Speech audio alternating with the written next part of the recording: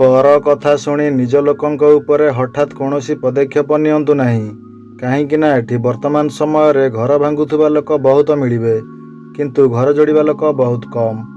तेणु आखिरे न देखिले कहा कथा को सहजरे विश्वास करंतु नहीं। ज्ञान परे जदि अहंकार जन्म नहीं थाए तेबे सही ज्ञान विष अटे, किंतु ज्ञान परे जदि नम्रता जन्म नहीं थाए तेबे सही ज्ञान अमृत अटे। बयस बढ़िले कर्तव्य बढ़े, कर्तव्य बढ़िले दायित्व बढ़े, दायित्व बढ़िले जंजाल बढ़े, जंजाल बढ़िले चिंता बढ़े। बयस बढ़िबा सहित सबू बढ़ी जाए, किंतु आयुष कमी जाए। राति पाहीगला परे जेपरी सकाळ आसे सेपरी दुख परे सुख निश्चित आसे।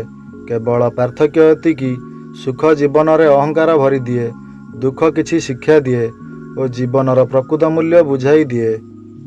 संपर्कटी गोटे प्रजापति परी होइथाए, ताकू जोर जबरदस्त धरिले मरी जाइथाए, आउ हल्का करी धरिले उड़ी जाइथाए। किंतु स्नेह आदर रे जदि धरि रखि पारुछंती ताहाले सारा जीवन आपणक साथी रे रहिथाए।